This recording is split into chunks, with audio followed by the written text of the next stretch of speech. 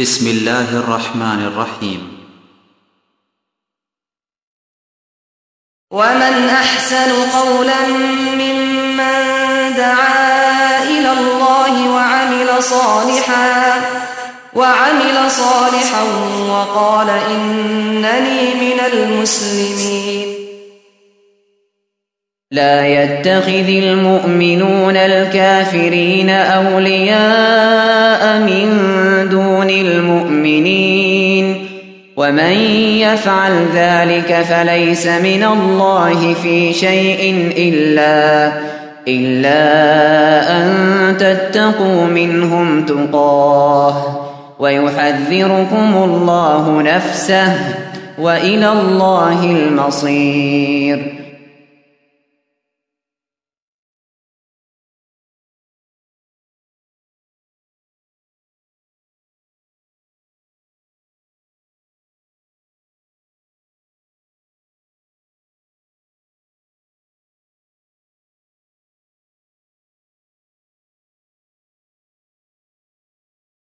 ہمیں یہاں سعودی عرب میں، پوری خلیج میں، پورے یورپ میں، امریکہ میں، حتیٰ کہ اگر یہ کہیں کہ ہمارے اپنے ملکوں میں، پاکستان میں اور انڈیا میں، ہمیں مخلوط معاشرے سے واسطہ پڑا ہوا ہے.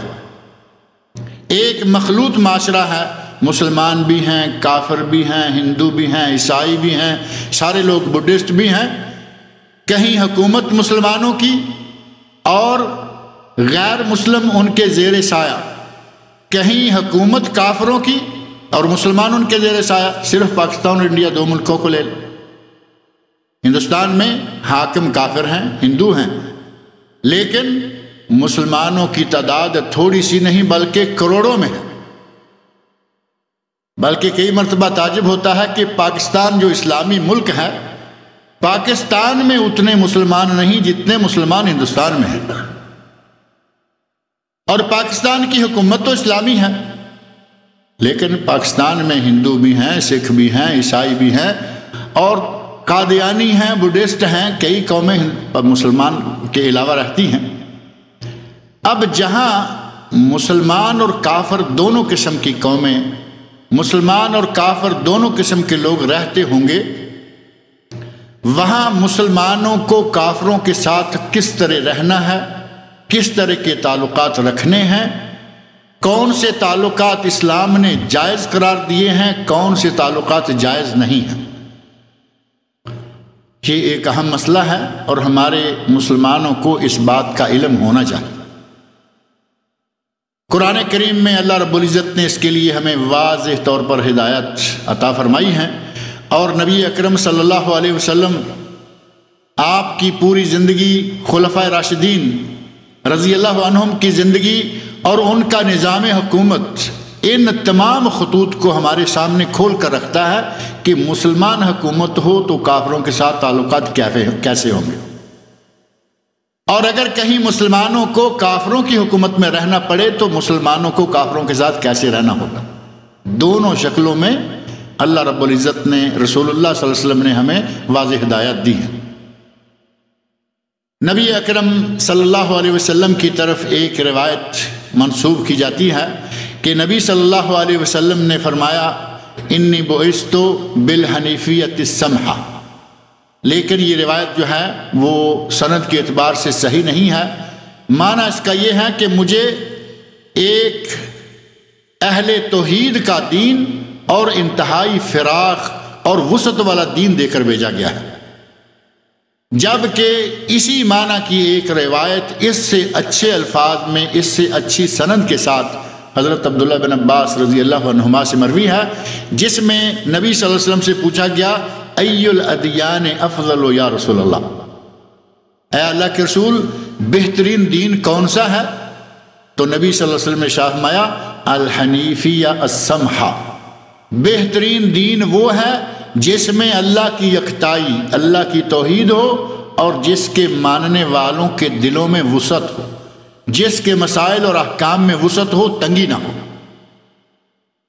اور نبی صلی اللہ علیہ وسلم نے اپنے صحابہ کو وسعت ظرفی کی تعلیم دی، اور قیامت تک آنے والے مسلمانوں کے لیے یہ طے کر دیا اور فرمایا ہلک المتعنتون الا ہلک المتعنتون الا ہلک المتعنتون، 3 مرتبہ فرمایا خبردار تشدد برتنے والے، تشدد استعمال کرنے والے، تشدد کو اپنانے والے لوگ ہلاک ہو۔ اور تشدد کیا ہے؟ دین میں، دنیا میں، تعلقات میں، معاملات میں۔ دین میں تشدد کی ایک مثال میں مختصر انداز سے دے کے آگے بڑھتا ہوں۔ نبی اکرم صلی اللہ علیہ وسلم، بخاری مسلم وغیرہ کا معروف واقعہ ہے، نبی صلی اللہ علیہ وسلم کے گھر کے دروازے پر 3 صحابی آئے اور کہتے ہیں، امہات المومنین سے پوچھتے ہیں کہ نبی صلی اللہ علیہ وسلم کا عمل کیا تھا۔ امہات المومنین نے اندر سے جواب دیا کہ نبی صلی اللہ علیہ وسلم کا عمل مبارک یہ تھا، باہر کا عمل وہ جانتے تھے، رات کو آپ کتنی عبادت فرمایا کرتے تھے اب معلوم ہو گئی۔ تو تینوں نے وہاں کھڑے کھڑے عہد کیا۔ ایک نے کہا اما انا، میں آج کے بعد رات کو سوؤں گا نہیں، ساری رات میں قیام کیا کروں گا۔ دوسرے نے کہا کہ میں آج کے بعد روزہ نہیں چھوڑوں گا، میں ہمیشہ روزے سے رہوں گا۔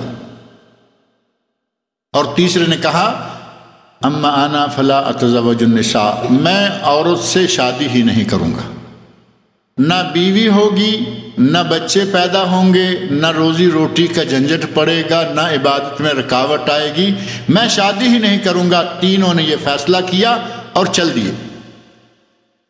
نبی صلی اللہ علیہ وسلم کی زوجہ محترمہ نے آپ کے آنے پر آپ کو بتایا کہ یا رسول اللہ، آپ کے کچھ صحابی آئے تھے، انہوں نے اس طرح باتیں کی، یہ پوچھا اور یہ عہد کر کے چلے گئے ہیں۔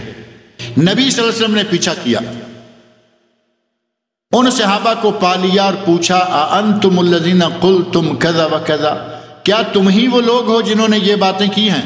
کہنے لگے کہ یا رسول اللہ، ہم ہی نے کی ہیں۔ نبی صلی اللہ علیہ وسلم نے شرمایا انی اتقاکم للہ واخشاکم لہ، میں تم سب سے زیادہ اللہ سے ڈرنے والا ہوں، اور اس کے باوجود میں روزہ بھی رکھتا ہوں اور میں افطار بھی کرتا ہوں، میں رات کو قیام بھی کرتا ہوں اور میں سوتا بھی ہوں، اور میں نے تو وَتَزَوَّجُ النِّسَاء، میں نے کئی بیویوں سے شادیاں کر رکھی۔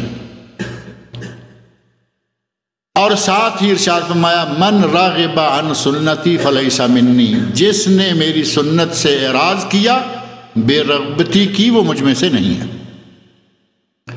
یہ ہے دین میں تشدد، حد سے آگے بڑھ جانا، انتہا کو پہنچ جانا۔ اور معاملات میں اسی طرح ہماری زندگی کے ہر شعبہ میں اگر کوئی تشدد اختیار کرتا ہے تو نبی اکرم صلی اللہ علیہ وسلم الا ہلک المتعنتون، تشدد برتنے والے ہلاک ہو گئے۔ مسلموں کے ساتھ، غیر مسلموں کے ساتھ، اپنوں کے ساتھ، بیگانوں کے ساتھ نبی صلی اللہ علیہ وسلم نے اچھے طریقے سے رہنے کا حکم دیا ہے، قرآن نے اچھے طریقے سے رہنے کا حکم دیا ہے۔ 2 مسلمانوں، 2 انسانوں، 2 قوموں، 2 جماعتوں، 2 گروہوں، 2 کے درمیان جو تعلقات ہو سکتے ہیں ان کی نوعیت پہلے ذہن میں رکھ لیں، نام اپنے ذہن میں نوٹ کر لیں۔ 4 قسم کے تعلقات ہیں جو 2 جماعتوں میں، 2 دینوں میں، 2 دھڑوں میں، 2 گروہوں میں، 2 لوگوں میں ہو سکتے ہیں۔ وہ 4 تعلقات کون کون سے ہیں؟ پہلا تعلق ہے موالات کا، دلی دوستی، کسی کے ساتھ دل و جان سے پیار کرنا، یہ ہے موالات۔ اور دوسرا تعلق ہے مواسات، کسی کے ساتھ ہمدردی کرنا، کسی کی غمخواری کرنا، کسی کی خوشی غمی میں شرکت کرنا۔ اور تیسرے تعلقات ہیں مدارات، خاطر و مدارات، کوئی کسی کے یہاں مہمان آ جائے، کوئی وفد آ جائے تو اس کے ساتھ کس طرح پیش آنا ہے۔ اور چوتھی قسم ہے تعلقات کی معاملات، لینا دینا، تجارت، بزنس، ملازمت خود کسی غیر مسلم کے یہاں کرنا یا غیر مسلم کو اپنے یہاں ملازم رکھنا۔ یہ 4 تعلقات کی قسمیں بنتی ہیں کل۔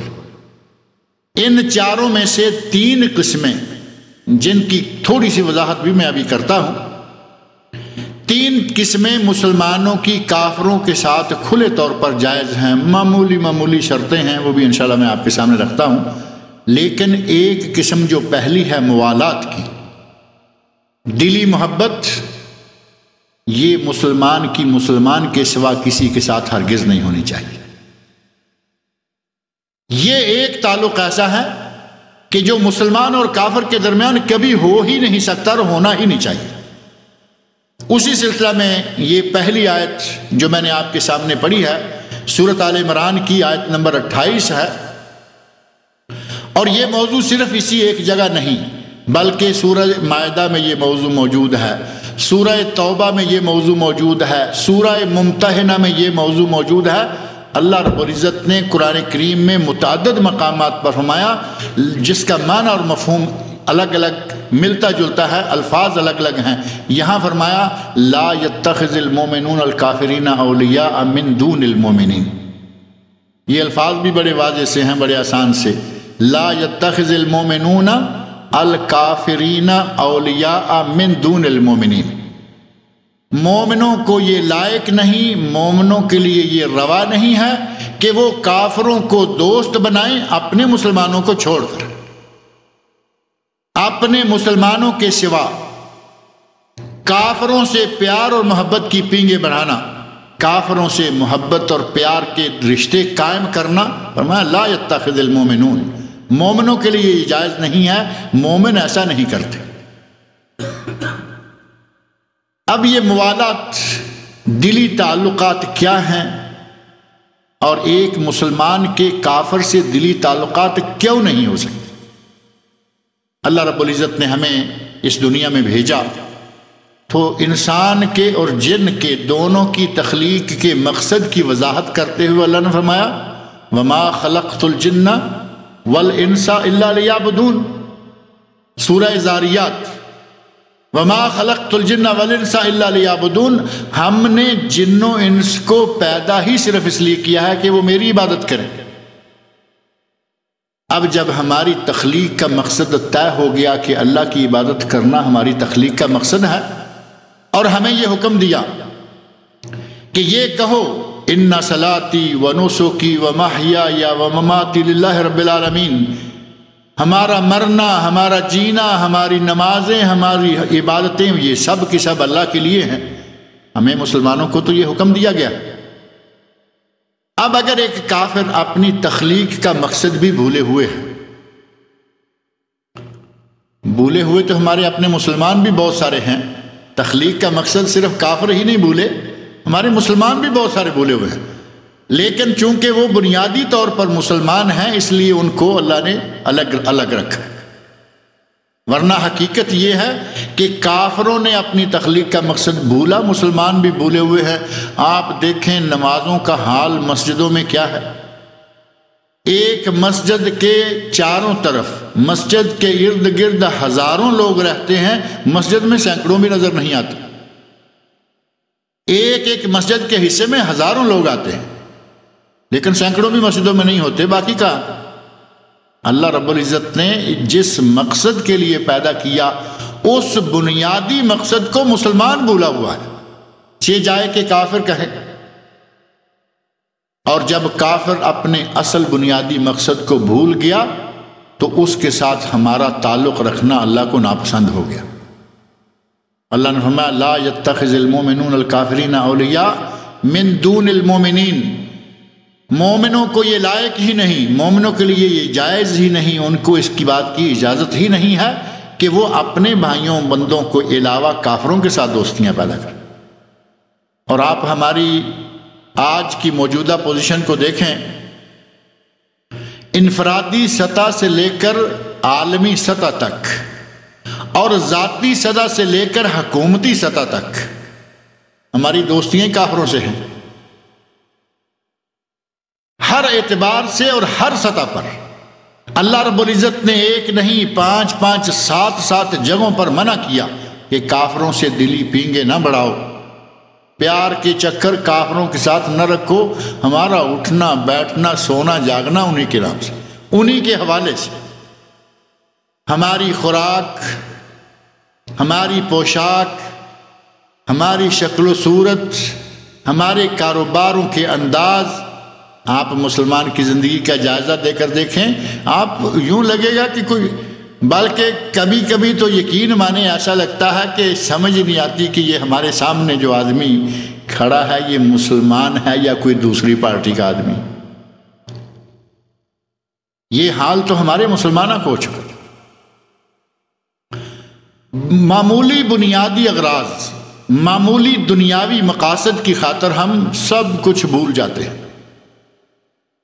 ہمارے کچھ لوگ، کچھ بھائی وہ ہیں جنہوں نے انگریزوں کے ساتھ صاحب سلام رکھی ہوئی ہوتی ہے، کچھ لوگوں نے سکھوں کے ساتھ دعا سلام رکھی ہوئی ہے، اور مقصد بڑا واضح ہے۔ ہمارے ملکوں میں تو ذرا آسان ہے، یہاں بھی کافی ان کے لیے آسانیاں ہیں۔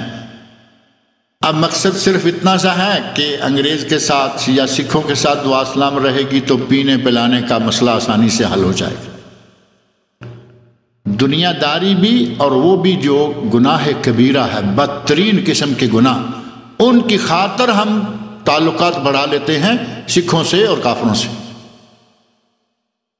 اللہ رب العزت نے مسلمانوں کو فرمایا ہے، حکم دیا ہے کہ اپنے مومنوں کو چھوڑ کر جہاں تک یہ دلی تعلق ہے یہ کسی سے نہیں ہونا چاہیے، صرف مومن اور مومن کا آپس میں۔ مومن مرد اور مومن عورتیں یہ سب آپس میں ایک دوسرے کے رفیق ہیں، ایک دوسرے کے دوست ہیں، ایک دوسرے کے ولی ہیں۔ کافر چاہے کتنا بھی قریبی کیوں نہ ہوگا اس کا دلی تعلق رکھنا جائز نہیں ہے، اور صحابہ کرام کے زمانے میں اس کی بہت ساری مثالیں واضح طور پر سامنے آ گئی۔ سب سے پہلے خلیفہ راشد حضرت ابو بکر صدیق رضی اللہ عنہ، اللہ رب العزت کا اپنا انتظام ہے۔ حضرت ابو بکر صدیق رضی اللہ عنہ، آپ کو علم ہے کہ پہلے مسلمان ہیں، مسلمانوں میں سے پہلے مسلمان ہیں حضرت ابو بکر صدیق۔ ان کے گھر میں ان کا بیٹا مسلمان نہیں ہوا، ان کے والد مسلمان نہیں ہوئے، عرصے کے بعد اللہ نے ان کو توفیق دی اور وہ مسلمان ہوئے۔ غزوہ بدر کے موقع پر حضرت ابو بکر صدیق مسلمانوں کی طرف سے ہیں اور بیٹا عبد الرحمن دوسری طرف سے ہے۔ بعد میں مسلمان ہوئے تو ایک دن بیٹھے، جیسے آدمی اپنی پرانی ماضی کی یادیں دہراتا ہے کہ ابا جان اس جنگ میں ادھر سے آیا تھا، آپ ادھر سے تھے، آپ میری تلوار کے نیچے 2 مرتبہ 3 مرتبہ آئے، میں نے ہر مرتبہ چھوڑ دیا کہ یہ میرے ابا ہیں۔ تو ابو بکر صدیق رضی اللہ عنہ نے کیا فرمایا تھا؟ فرمایا بیٹا اس وقت تک تم کافر تھے، اگر میری تلوار کے نیچے آتے تو میں ایک لمحہ بھی انتظار نہ کرتا اور تمہارا سر کاٹ دیتا۔ یہ ہے ایمانی محبت، یہ ہے مومن کا مومن سے پیار اور مومن کی غیر مسلم سے نفرت۔ فرمایا کہ اگر میری تلوار کے نیچے آتے میں ایک لمحہ بھی انتظار نہ کرتا۔ ابو عبیدہ ابن الجراح رضی اللہ عنہ معروف صحابی ہیں، جن کے بارے میں نبی صلی اللہ علیہ وسلم نے ارشاد فرمایا امین هذه الامہ، ہر امت کا کوئی امین ہوتا ہے، میری امت کے امین یہ ابو عبیدہ ابن الجراح رضی اللہ عنہ۔ حضرت ابو عبیدہ ابن الجراح رضی اللہ عنہ نے غزوہ بدر میں اور بعض اقوال کی روح سے غزوہ احد میں اپنے والد کا سر قلم کیا۔ وہ کافروں کی طرف سے آئے، یہ مسلمانوں کی طرف سے آئے، اپنے باپ کا سر کاٹ دیا۔ جہاں اسلام کی بات آ گئی، ایمان کی بات آ گئی، رشتہ داریاں ختم۔ اور پھر وہ رشتہ دار جو کھل کر جنگ کرنے کے لیے آ جائے، اس کے ساتھ صحابہ کرام نے بتا دیا کہ ہمیں ایمان عزیز ہے، رشتہ داریاں عزیز نہیں ہیں۔ ہمارا آج کا عالم جو ہے وہ بہت الگ ہے۔ ہمارا آج کا مسلمان ایمان جائے تو جائے، اسلام جائے تو جائے، اللہ ناراض ہو تو ہوتا رہے، رسول ناراض ہوتا تو ہوتا رہے، ہمیں ہماری پھوپھی عزیز ہے، چچا عزیز ہے، تایا عزیز ہے، خالہ عزیز ہے۔ ہماری شادیوں میں یہی کچھ ہوتا ہے۔ شادی میں گھر والے دین کو سمجھتے ہیں، نیت یہ ہے کہ شادی میں اب باجا گاجا یہ ڈھول ڈمکے کیوں کریں گے، منع ہے۔ کوئی پھوپھی، کسی کا چچا، کسی کی خالہ آڑے آگے نہیں، ہم تو بینڈ لے کے جائیں گے۔ تو بینڈ دے دیا، منگوا لیا، کہا جی خالہ ناراض ہو رہی تھی پھوپھی، اب خالہ پھوپھی کو راضی کرنے کے لیے، اللہ رسول کو ناراض کرنے کے لیے ہم تیار بیٹھے، اور وہاں یہ عالم دیکھیں کہ اللہ رسول کی خاطر نہ بیٹے کی پرواہ ہے نہ باپ کی پرواہ ہے۔ حضرت صدیق کہہ رہے ہیں کہ بیٹا اگر میری تلوار کے نیچے آتے تو ایک لمحہ انتظار نہ کرتا، اور حضرت ابو عبیدہ بن الجراح رضی اللہ عنہ نے باپ کا سر کاٹ دیا کیونکہ وہ کافر تھے۔ صحابہ کرام رضی اللہ عنہم نے یہ ثابت کر دیا کہ ہمیں دلی تعلق ہے تو صرف دین کی خاطر اپنے مسلمانوں سے، اہل ایمان سے۔ جہاں تک دنیا داری ہے، ہمارے دین میں، میں نے بالکل شروع میں یہ بات کہی ہے کہ ہمارے دین میں وسعت ہے۔ اللہ رب العزت نے نبی صلی اللہ علیہ وسلم کے ذریعے ہمیں وہ دین دیا جس میں تنگ نظری نہیں۔ فرمایا کہ اگر کسی کا رشتہ دار غیر مسلم ہے، اس کی دین کے معاملہ میں کوئی بات نہیں مانی جائے گی، جنگ کرنے کے لیے کھل کر آ جائے تو اس کا سر بھی قلم کر دیا جائے گا، لیکن اگر دنیا داری معاملہ ہے تو اس کے ساتھ تعاون کیا جائے گا۔ قرآن کریم میں اللہ رب العزت نے والدین کا جو مقام ذکر کیا ہے، وَقَضَىٰ رَبُّكَ أَلَّا تَعْبُدُوا إِلَّا إِيَّاهُ وَبِالْوَالِدَيْنِ إِحْسَانًا۔ اللہ نے یہ فیصلہ کیا ہے کہ اپنی عبادت کے بعد، اللہ اپنی عبادت کے بعد جو دوسرا حکم دے رہا ہے وہ کیا ہے؟ اپنے ماں باپ کی اطاعت کرو، ماں باپ کے ساتھ حسن سلوک کرو۔ لیکن ساتھ ہی یہ بھی بتا دیا کہ اگر ماں باپ کافر ہیں یا مسلمان ہیں اور شرک پر لگانا چاہتے ہیں، وَإِن جَاهَدَاكَ عَلَىٰ أَن تُشْرِكَ مَا لَيْسَ لَكَ بِهِ عِلْمٌ فَلَا تُطِعْهُمَا، اگر تیرے ماں باپ تمہیں شرک پر لگانا چاہیں فَلَا تُطِعْهُمَا، تو پھر ان کی اطاعت نہیں ہے۔ اور ساتھ ہی فرما دیا وَصَاحِبْهُمَا فِي الدُّنْيَا مَعْرُوفًا، دنیا داری معاملات، ماں باپ گھر میں آ گئے، ماں باپ گھر میں موجود ہیں، ان کی عزت، ان کی خدمت، ان کے ساتھ حسن سلوک کرو۔ لیکن جہاں تک معاملہ ہے دل کا اور اطاعت کا، وہ اطاعت صرف اللہ اور اللہ کے رسول کی ہو۔ ہمارے یہاں سے سعودی عرب میں رہنے کے بعد کچھ لوگ سیکھ جاتے ہیں، یہ مراکز، اللہ تعالیٰ نے مراکز کو قائم رکھے، ان کو مزید دین کی خدمت کی توفیق دیتا رہے۔ مراکز میں آنے جانے والے لوگوں کو اللہ تعالیٰ ہدایت دے دیتا ہے کہ شرک ہے، منع ہے، درباروں مزاروں پہ جانا گناہ ہے، یہ ہے وہ ہے۔ یہاں بیٹھ بیٹھ کے ان کا اچھا ذہن بن چکا ہوتا ہے۔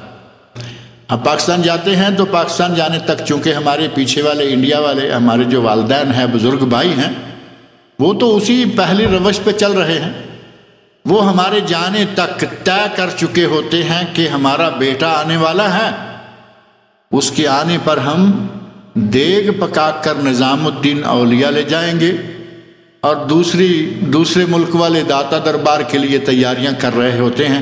اب ہمارا بھائی وہاں پریشان ہو جاتا ہے، کیا کریں؟ ماں باپ ہیں۔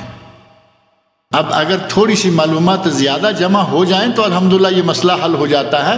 ماں باپ اپنی جگہ، قرآن کہہ رہا ہے وَإِن جَاهَدَاكَ عَلَىٰ أَن تُشْرِكَ مَا لَيْسَ لَكَ بِهِ عِلْمٌ فَلَا تُطِعْهُمَا، اگر ماں باپ بھی شرک کا حکم دے کوئی اطاعت نہیں ہے۔ یہ بھی ذہن میں رکھیں، یہاں سے جانے کے بعد عموماً لوگوں کو یہ مسئلہ پیش آتا ہے کہ ماں باپ ہے کیا کریں، بڑا بھائی ہے کیا کریں، یہ کہہ رہے ہیں کیا کریں، یہ کریں جو قرآن نے کہا۔ فَلَا تُطِعْهُمَا، اگر وہ کسی مشرکانہ کاروائی پر آپ کو لے جانا چاہتے ہیں کوئی اطاعت نہیں ہے۔ وَصَاحِبْهُمَا فِي الدُّنْيَا مَعْرُوفًا، رہا معاملہ یہ کہ کمائی کی ہے، جا کے ماں باپ کے قدموں میں رکھیں، کوئی حرج نہیں، ان کی خدمت کریں، کوئی حرج نہیں، جتنا بھی ہو سکے اس نے سلوک کریں، اور ان کو دعوت دیں کہ ابا جان، امی جان، یہ جو پرانے کام ہیں یہ چھوڑ دیں۔ غرض یہ کہ جہاں تک دلی تعلق، جہاں تک دلی پیار ہے، جس کو ولا، ایک کتاب یہاں آپ کے مرکز میں شیخ محمد عالم صاحب نے ترجمہ کی ہے، الولا والبرا، دوستی اور دشمنی کا معیار کیا ہے۔ وہ تو میں نے سنا ہے ماشاءاللہ 10,000 چھپ کے شاید ختم ہونے کے قریب ہے، یہ کتاب پڑھیں، اس کتاب سے آپ کو پتہ چلے گا کہ کس کے ساتھ دوستی اور کس کے ساتھ دشمنی، دوستی تو کیوں اور دشمنی تو کیوں۔ صحیح بخاری و مسلم کی احادیث میں موجود ہے، مومن اگر پیار کرتا ہے کسی سے تو اللہ کے لیے، اور نفرت کرتا ہے تو اللہ کے لیے۔ من احب للہ وابغض للہ فقد استکمل الایمان، جس نے پیار کیا تو اللہ کے لیے، دشمنی رکھی تو اللہ کے لیے، اس نے اپنے ایمان کو مکمل کر لیا۔ ایمان مکمل کب ہوتا ہے؟ جب ولا اور برا کا عقیدہ صحیح ہو جائے اور ولا اور برا کے عقیدے پر آدمی کا مکمل طور پر عمل ہو جائے۔ اگر اس میں ڈنڈی مارتے رہے، کبھی ماں باپ کے نام سے مشرکانہ حرکتیں کرتے رہے، کبھی کسی اور رشتے کے نام سے سسرال میں گئے تو وہاں پھنس گئے، اور سسرال والوں کے یہاں تو پھر چلتی بھی کسی کی نہیں ہے نا، وہ تو ہمارے لیے ایک سپر پاور شمار ہونے والا رشتہ ہے۔ سسرال میں گئے، بیوی کیا، ساس کیا، سسر کیا، وہاں تو ہم انکار ہی نہیں کر پاتے، لیکن دین کے معاملہ میں کوئی رشتہ نہیں ہے۔ دین کے معاملہ میں اگر توحید پر زد آئے، حضرت ابراہیم علیہ السلام کا کیا قصور تھا کہ اپنے باپ سے انکار کر دیا؟ حضرت ابراہیم علیہ السلام کے والد، معاملہ تو صرف یہ تھا، شرک کا اور توحید کا۔ بہرحال مسلمانوں اور کافروں کے مشترکہ معاشرے میں کافروں کے ساتھ تعلقات رکھیں تاکہ ان کو دعوت دی جا سکے، ان کو تبلیغ کی جا سکے، لیکن دل سے چاہنا، دل سے محبت کرنا، جس کا نام ولا ہے۔ ولا یا ولایت اور ولی، ہم نے تو ولی صرف وہی بنا رکھے ہیں نا جو ہمارے یہاں ہیں، سڑکوں پہ پڑے ہوئے ہیں، کپڑے کا ہوش نہیں، نہانے دھونے کا ہوش نہیں، بلکہ ہمارے یہاں تو اب یہ ہے کہ جتنا کپڑا کم از کم ہوگا اتنا بڑا ولی شمار ہوگا۔ پاک و ہند میں تو ولایت کا معیار بھی عجیب بن گیا ہے، جتنے کم کپڑے اتنا بڑا ولی، اور جو بالکل ننگا بیٹھا ہے وہ کہتے ہیں اس کی اب ڈائریکٹ ڈالیں گے، اللہ کے ساتھ اس کی ڈائریکٹ ڈالنگ شروع ہو گئی۔ وہ ولی نہیں ہے، وہ تو بیچارے اسلام پر بوجھ ہیں، اسلام کے لیے کلنک کا ٹیکا ہے۔ ننگے اور گندے لوگ جن کو اپنے صفائی ستھرائی کا ہوش نہیں، وہ اللہ کے ولی کیسے ہوں گے؟ اللہ کا ولی وہ ہے جو اللہ کی مانتا ہے، اللہ کا ولی وہ ہے جو اللہ کے رسول کی مانتا ہے، اور وہ لوگ جن کو مدتوں ہوئی نہائے، مدتوں ہوئی وضو کیے، مدتوں ہوئی نماز پڑھے، پتہ نہیں ان کو ولی ماننا کا یہ کہاں سے نظریہ ہمارے لوگ لے آئے۔ پہلا تعلق جو قطعاً کسی غیر مسلم کے ساتھ رکھنا جائز نہیں ہے وہ ہے موالات، کسی کو اپنا ولی، اپنا دلی دوست یا جگری دوست بنانا غیر مسلم کو، یہ جائز نہیں ہے۔ اب دوسرا تعلق ہے جو جائز، بلکہ میں نے بتایا کہ 3 تعلقات جائز ہیں، صرف ایک ناجائز ہے جو پہلا ہے، مواسات کا تعلق۔ اور یہ ولایت جو ہے یا ولا ہے یا دلی تعلق ہے، اس کے غیر مسلموں سے تعلقات جوڑنے کے نقصانات بہت سے۔ قدرتی بات ہے، ایک فطرت ہے انسان کی کہ جب ظاہری طور پر کسی کی نقالی، کسی کے قریب ہونا شروع ہوتا ہے تو وہ اندر بھی اثر کرنا شروع ہو جاتا ہے۔ آج کسی کے ساتھ بیٹھنا اٹھنا شروع کیا۔ اب میں دوسرے تعلق سے پہلے تھوڑی سی وضاحت کر دوں کہ ہمارے یہاں بظاہر شروع کرتے ہیں کہ نہیں جی بس اس کے ساتھ تھوڑا سا اٹھنا بیٹھنا ہے۔ اس اٹھنے بیٹھنے کا نتیجہ کیا نکلتا ہے کہ ہمارے دین کے اندر کوتاہیاں آنا شروع ہو جاتی ہیں۔ کافروں کے ساتھ اگر دلی تعلقات پیدا کریں گے، سب سے پہلی بات یہ کہ ان کی عادتیں، ان کی حرکتیں آہستہ آہستہ ہمارے اندر گھر کرتی جائیں گی۔ پہلے نمبر پر لباس آ جائے گا، اب جب ان کی مجلس میں بیٹھیں گے تو اسی طرح ہی جائیں گے، جس طرح وہ لباس پہنتے ہیں وہی ہم پہن کے جائیں گے۔ پہلی بات یہ کہ اسلامی لباس آہستہ آہستہ چھوٹ جائے گا۔ دوسری بات یہ کہ کھانے پینے کا انداز بھی وہی آ جائے گا جو کہ ان کے یہاں ہے۔ نبی اکرم صلی اللہ علیہ وسلم نے فرمایا بیٹھ کے کھاؤ، بیٹھ کے پیو۔ انگریزوں نے ہمیں نیا انداز دیا جس کو بفے سسٹم کہا جا رہا ہے، اور میں کہا کرتا ہوں کہ یہ بفے سسٹم نہیں، یہ بفیلو سسٹم ہے۔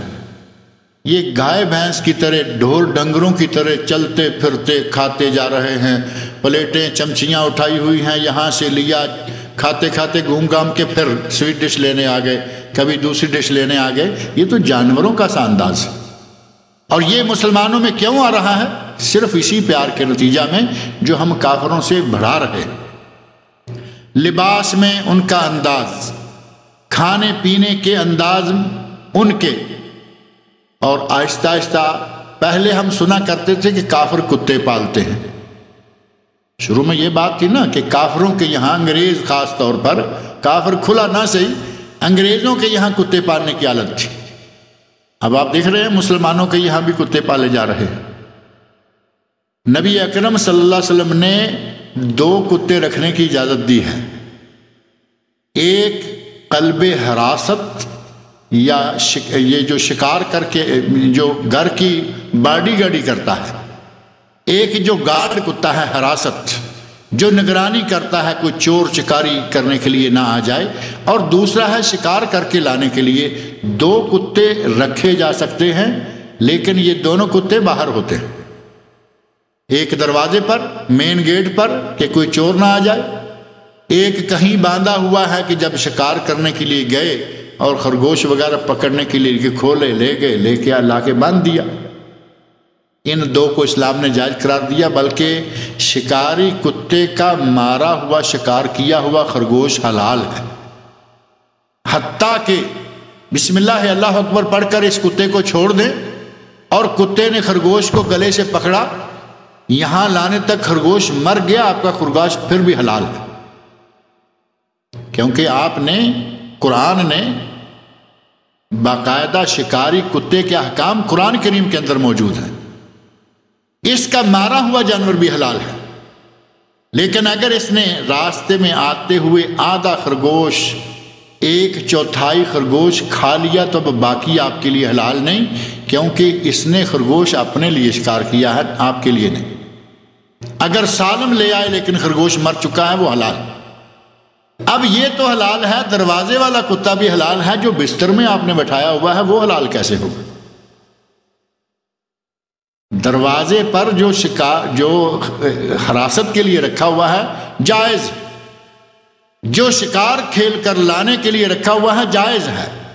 آج صوفے میں بیٹھا ہوا ہے، بستر میں بیٹھا ہوا ہے، جس کو گدے نرم اور گرم گدوں پہ سلایا جا رہا ہے، جس کو بسکٹ کھلائے جا رہے ہیں، اسلام ایسے کتا رکھنے کی قطعاً اجازت نہیں دیتا۔ اور ہم میں یہ تب آئے کہ جب ہم نے کافروں سے پیار شروع کر دیا، کافروں سے تعلقات پیدا کیے، دیکھا کہ ان کے یہاں بیگم کے پاس بھی کتا ہوتا ہے، صاحب کے پاس بھی کتا ہوتا ہے، ہم نے اپنی بیگموں کی گودوں میں بھی بچہ ہو نہ ہو کتا ضرور ہوگا۔ یہ نقصانات غیر مسلموں سے دلی تعلقات پیدا کرنے کے، یہ نقصانات ہیں، ان کی عادتیں، ان کے طور و اطوار ہمارے اندر گھستے چلے جا رہے ہیں۔ حالانکہ نبی صلی اللہ علیہ وسلم نے ارشاد فرمایا کہ جس گھر میں کتا ہو اس گھر میں رحمت کا فرشتہ داخل نہیں ہوتا، جس گھر میں کتا ہو اس گھر میں رحمت کا فرشتہ داخل نہیں ہوتا۔ اور ہمارے تو پہلے گھروں میں آئے، اب آپ کا کبھی شاید موقع بنا یا نہیں، گاڑیوں میں بھی کتے آ گئے ہیں، چلتے ہوئے گاڑی میں بھی ساتھ بازر بٹھائے ہوئے ہوتے ہیں۔ اور ابھی تھوڑا عرصہ گزرا ہے، میں نے ایک نوجوان کو دیکھا، اس نے چھوٹی سی بندریا بٹھائی ہوئی ہے۔ شوق بھی ہمارے مسلمانوں کے کیا، انگریزوں نے جہاں جہاں جو جو کام کیا، نبی اکرم صلی اللہ علیہ وسلم نے فرمایا تھا لَتَتَّبِعُنَّ سُنَنَ مَنْ كَانَ قَبْلَكُمْ شِبْرًا بِشِبْرٍ وَذِرَاعًا بِذِرَاع، تم اپنے سے پہلے یہودیوں اور عیسائیوں کی نقلیں اتارو گے، قدم بے قدم، بالشت بے بالشت اور دست بے دست، اور یقیناً وہ ہم کر رہے ہیں۔ ان کے یہاں کتے آئے، ہمارے یہاں کتے آ گئے، ان کے یہاں بندر آنا شروع ہوئے، ہمارے یہاں بھی بندر آنا شروع ہوئے۔ میرے بھائی، اپنے دین کی خاطر غیر مسلموں سے یہ جو تعلقات ہیں دل کے، یہ ختم کریں۔ ہمارا دین بڑا وسیع اور ہمارا دین بڑا ہی کھلا، اور جس میں کوئی تنگی بھی نہیں ہے۔ اللہ رب العزت نے ہمیں وہ دین دیا ہے جس پہ لوگ رشک کرتے رہے کہ اگر کبھی ہمارا دین اس طرح مکمل ہو جاتا تو ہم عیدیں مناتے. ہم نے وہ ساری باتیں چھوڑی اور کافروں کا پیچھا کرنا شروع کر دیا. اس موالات کو چھوڑ دیں. دلی تعلقات غیر مسلم سے نہیں رکھے جا سکتے، نہ یہ جائز ہیں. رہا معاملہ مواسات کا جو دوسرا تعلق ہے وہ جائز. ہمدردی، مواسات. ایک مثال ہے چھوٹی سی. راہ چلتے ہوئے راستے میں آپ نے دیکھا کہ ایکسیڈنٹ ہوا. ایکسیڈنٹ میں کسی گاڑی میں ایک آدمی بیچارہ زخمی پڑا ہے. آپ نے پہچان لیا کہ یہ مسلمان نہیں ہے، یہ کافر ہے. کچھ خاص نشانیاں ہوتی ہیں، آپ پہچانتے تھے نہیں پہچانتے تھے، یا کسی نشانی سے آپ نے دیکھ لیا کہ یہ کافر ہے. اسلام یہ بات ہمیں سکھلاتا ہے کہ اس کافر کی مدد کرو، اس کا تعاون کرو. یہیں پہ اس کو پانی کا گھونٹ پلاؤ، اس کو گاڑی میں ڈالو، اٹھا کے اسے کسی ہسپتال میں لے جاؤ. اور اگر آپ کے دمام میں ممکن ہو تو مستشفیٰ المواسات، اسی نام کا ایک ہسپتال بھی یہاں ہے. دمام میں ایک ہسپتال کا نام ہے مستشفیٰ المواسات. مواسات کا معنی ہمدردی کرنا. میرا ان مستشفیٰ والوں سے کوئی تعلق نہیں ہے، کہیں کسی غلط فہمی میں مبتلا نہ ہو جانا. مواسات جائز ہے، ہمدردی کرنا کافر سے بھی جائز ہے. اس ہسپتال کا نام انہوں نے کیوں رکھا ہوا ہے؟ وہ اپنے پیشنٹ سے ہمدردی کرتے ہوں گے.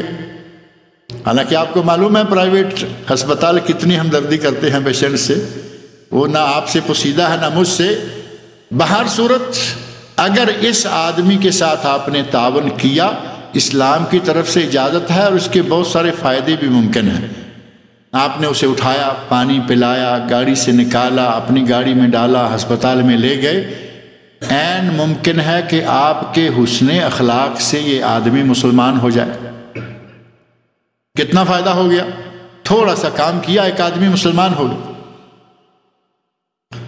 اور مواسات کے سلسلہ میں ہمارے نبی صلی اللہ علیہ وسلم نے ہمارے سامنے بہترین نمونہ رکھا. ایک یہودی لڑکا نبی صلی اللہ علیہ وسلم کی خدمت کیا کرتا تھا. مواسات کا اندازہ کریں. وہ واقعہ صحیح بخاری میں موجود ہے، حدیث کی دیگر کتابوں میں صحیح سند سے ثابت ہے. نبی صلی اللہ علیہ وسلم کی خدمت کرنے والا یہ نوجوان لڑکا جو ہے یہ یہودی ہے. وہ بچہ بیمار ہو گیا. نبی صلی اللہ علیہ وسلم اس کی عیادت کرنے کے لیے اس کے گھر چلے گئے. اب غیر مسلم ہے، یہودی ہے، اور یہودی وہ قوم ہے جس کے بارے میں قرآن نے فرمایا ہے لن ترضى عنك اليهود ولا النصارى حتى تتبع ملتهم. اے میرے نبی، یہ عیسائی، یہ یہودی آپ سے کبھی راضی نہیں ہوں گے، کبھی خوش نہیں ہوں گے. حتی تتبع ملتهم، یہاں تک کہ آپ ان کی قوم، ان کے مذہب کو قبول نہ کریں. وہ تو نبی کہاں قبول کریں گے یا مسلمان کہاں قبول کرے گا؟ نہ ہم ان کے مذہب کو قبول کریں گے، نہ وہ ہم سے کبھی راضی ہوں گے. لیکن حسن اخلاق اور مواسات دیکھیں. نبی صلی اللہ علیہ وسلم کو پتہ چلا کہ وہ بچہ بیمار ہے، آپ اس کے گھر تشریف لے گئے. عیادت کی، مزاج پرسی کی، بچے کی سرہانی جانب جا کر بیٹھ گئے. بچہ لیٹا ہوا ہے، بیمار ہے، یہ سرانا ہے. نبی پاک صلی اللہ علیہ وسلم اس کے سرانے جا کے بیٹھ گئے اور بچے کو کہا اسلم، مسلمان ہو جاؤ. اپنے گھر میں وہ آ رہا ہے، آپ نے ان دنوں میں اپنا اخلاق، اپنا رویہ جو بھی پیش کیا.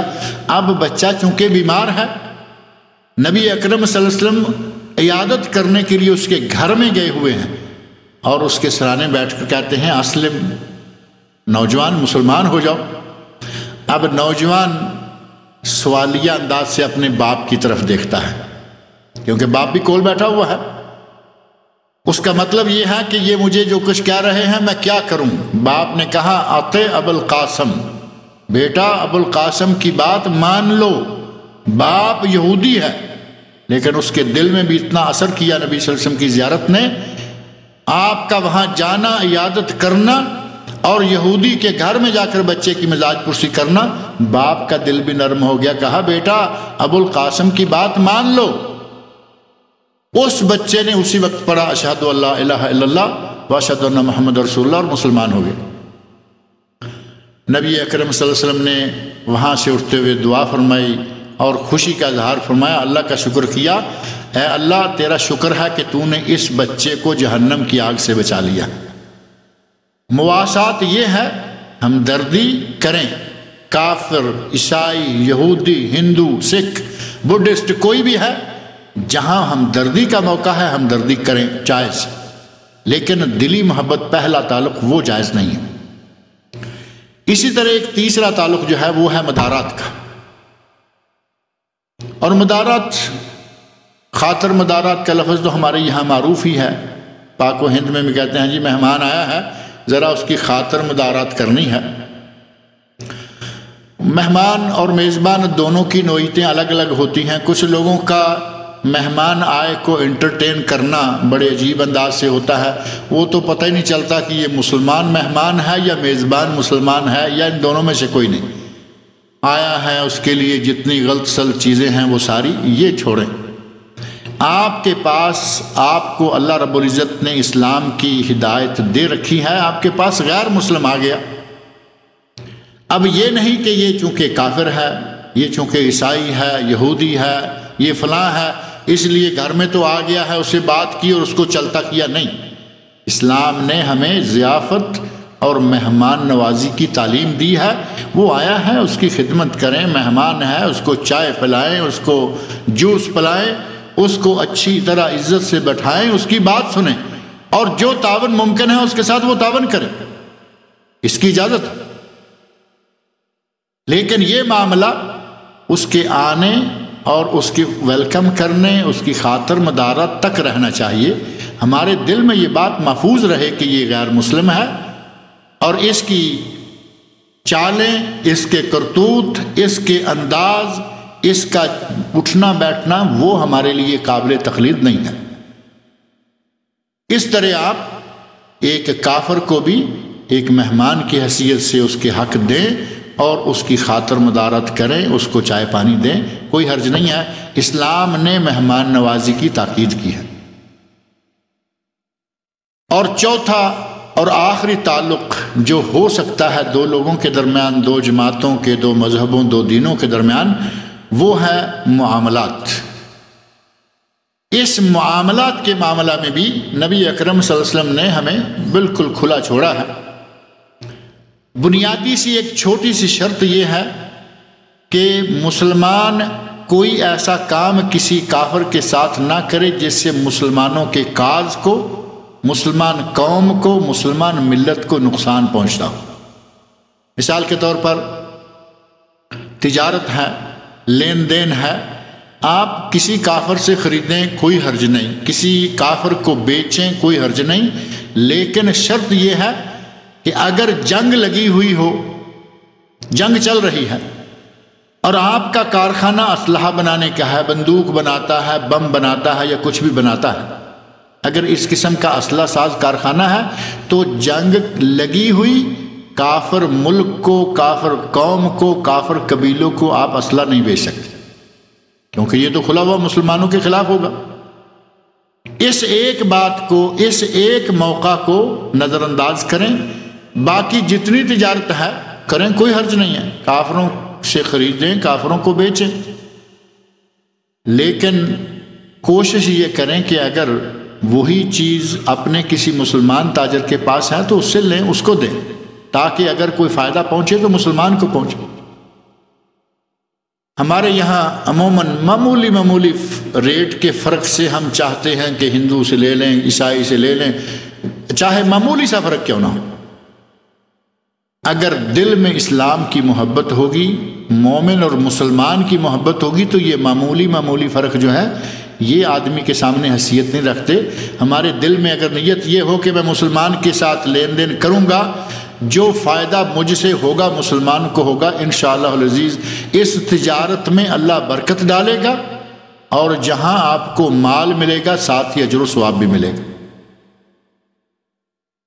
تجارت کریں غیر مسلموں کے ساتھ کوئی حرج نہیں، خرید و فروخت کریں غیر مسلموں کے ساتھ کوئی حرج نہیں، لیکن اگر کسی نے اسلحہ کی شکل کافروں کو دیا جبکہ جنگ لگی ہوئی ہے، منع ہے۔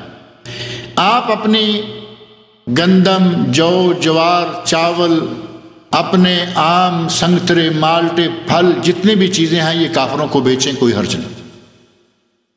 ایک شکل ایسی ہے کہ خرید و فروخت اور تجارت کے ضمن میں وہ بھی آپ کافر کے ساتھ نہیں کر سکتے، اور وہ شکل کیا ہے؟ وہ تو کافر کیا، مسلمان بھی اگر یہ معلوم ہو جائے کہ وہ اس طرح کرنے والا ہے، اس کے ساتھ بھی جائز نہیں ہے۔ آپ کے کھیتوں میں انگور ہیں، کھیتوں میں انگور ہیں، اللہ تعالیٰ نے بڑی مالا مال کیا ہوا ہے کھیت کو، آپ ان انگوروں کو چنیں، مارکیٹ میں لے جائیں، بیچیں، کوئی حرج نہیں۔ ایک آدمی اگر انگور روک لیتا ہے، اسے معلوم ہے کہ یہ مسلمان آج کل انگور کھا رہے ہیں، کھا جائیں گے، فلاں یہودی، فلاں عیسائی یا فلاں کافر اس کا شراب کا کارخانہ ہے، اور وہ 15 دن 20 دن بعد خریدے گا جب کہ انگور اچھی طرح پک جائیں، شیرہ تیار ہو جائے۔ اب اگر کسی تاجر نے اپنے انگوروں کو روک لیا، کہا کہ نہیں یہ تو آج لیں گے 5 روپے کلو، اور مجھے 1 مہینہ لیٹ کرنے پر 15 روپے کلو ملے گا اور اس سے ملے گا، اس آدمی کے بارے میں نبی صلی اللہ علیہ وسلم ارشاد فرماتے ہیں من منع العنب ایام القطاف فقد تقحم النار علی البصیرہ، جس آدمی نے جان بوجھ کر انگور چننے کے دنوں میں انگور روک لیے تاکہ اسے کسی کافر یا کسی بھی شراب بنانے والے کو بیچے گا، فقد تقحم علی النار علی البصیرہ، اس نے جان بوجھ کر جہنم میں چھلانگ لگائی۔ خریدیے، بیچیے، کافروں کو دیجیے، یہ 2 چیزیں۔ اگر وہ شراب نکالنے والا ہے تو انگور اس کو نہ بیچے، اگر جنگ لگی ہوئی ہے تو اسلحہ اس کو نہ بیچے، باقی خرید و فروخت کیجیے۔ کافروں کے یہاں ان کی فیکٹریوں میں ملازمت کیجیے، ان کی کمپنیوں میں ملازمت کیجیے، اپنی کمپنیوں میں کافروں کو رکھیے، منع کوئی نہیں ہے، لیکن اولیت یہ ہے کہ مسلمانوں کو اپنے یہاں ملازمت دیجیے، مسلمان کمپنیوں میں کام کیجیے، تاکہ وہ مسائل جو بعد میں پیش آتے ہیں ان سے آدمی پہلے ہی کنارہ کر لے۔ ان مسائل میں سے ایک مسئلہ جو کبھی کبھی سننے میں آتا رہتا ہے، کہتے ہیں جی ہماری کمپنی والے ظہر کی نماز باجماعت پڑھنے کی اجازت نہیں دیتے۔ کیوں؟ کیونکہ کمپنی والا جرمن ہے، کمپنی والا امریکن ہے، کمپنی والا فلاں ہے۔ کبھی کبھی یہ شکایت مسلمان کمپنیوں والوں کی طرف سے بھی آتی ہے۔ اللہ تعالیٰ ایسے لوگوں کو ہدایت عطا فرمائے، مسلمان ہو کر اپنی لیبر کو نماز پڑھنے کی اجازت نہ دے، کہاں کا مسلمان ہے وہ؟ لیکن کافروں کی طرف سے اگر اس طرح کی شکایت آتی ہے تو ٹھیک ہے، وہ کافر ہیں، وہ روکیں نہ روکیں، ایسی جگہوں پر کام کرنے سے ہی آپ گریز کریں جہاں آپ کو اپنے اسلامی احکام کی ادائیگی کی اجازت نہیں مل رہی۔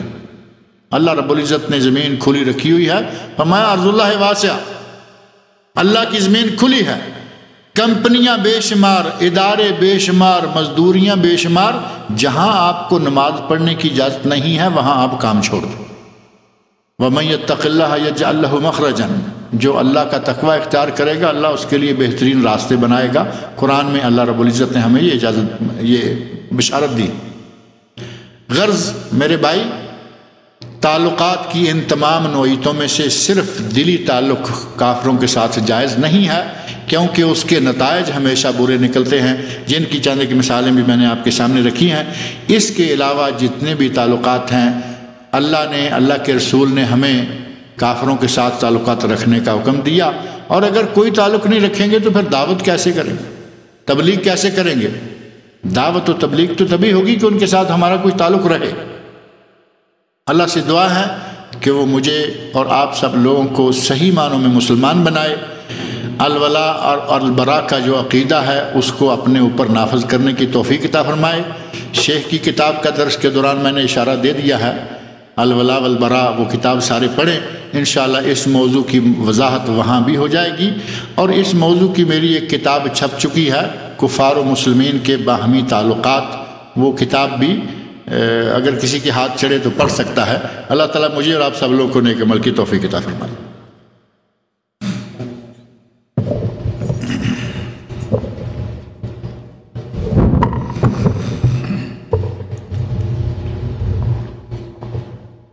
الحمدللہ بنعمتہ تتم الصالحات۔ اللہ تعالیٰ کا شکر ہے کہ یہ موضوع موضوع انتہائی آپ جیسے کہ جانتے ہیں کہ اہم ہے اور اس کا تعلق مسلمانوں کے بنیادی عقیدہ سے ہے اور معلوم ہونا چاہیے ہر ایک، بلکہ یہی سب سے پہلے آغاز ہی اس کا ہوتا ہے لا الہ الا اللہ کے ذریعے۔ تو میرے محترم بزرگوں اور بھائیوں، اور پھر کیونکہ اس میں بسا اوقات افراد و تفریق بھی ہوتی ہے، اس لیے اس موضوع پر ایک علمی خطاب کی ضرورت تھی جو آپ کے سامنے الحمدللہ آج یہ خطاب ہوا یا بیان تقریر۔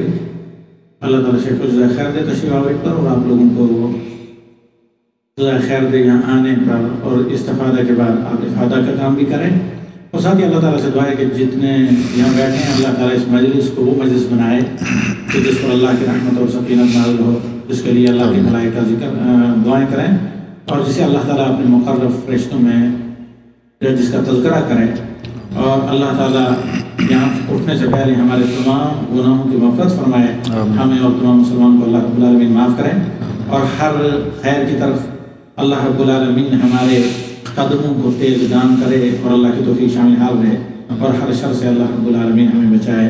واللہ خیر حافظ وہو ارحم الراحمین۔ آخر میں چند ایک اعلانات ہیں۔ پہلا اعلان یہ ہے کہ کل جمعہ کو عنق میں عبداللہ بن مسعود میں شیخ عبدالسلام صاحب تعاونی خبر یا ADG سے خبر ان کا خطاب ہوگا، اور اسی طریقے سے اگلی جمعرات کو یہاں پر توصیل الرحمان صاحب کا خطاب ہے، اور ساتھ ہی دوسرے دن جمعہ کو عنق میں کا خطاب ہے، اصل معمول جس کے ہم جانتے ہیں۔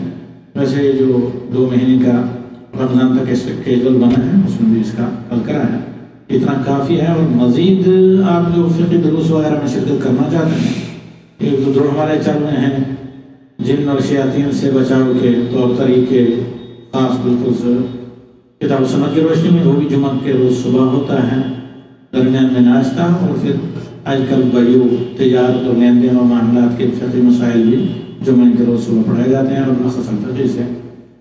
تو ان پروگراموں میں آپ شرکت کر سکتے ہیں، اور بدھ کے بارے میں سبھی لوگ جانتے ہیں شاید، تفسیر اور اسی طریقے سے فتح باللہ توفیق۔ باقی شیخ کے پروگرام خبر کے دونوں مراکز میں بھی ہوتے ہیں جہاں کے بارے میں آپ لوگ جانتے ہیں۔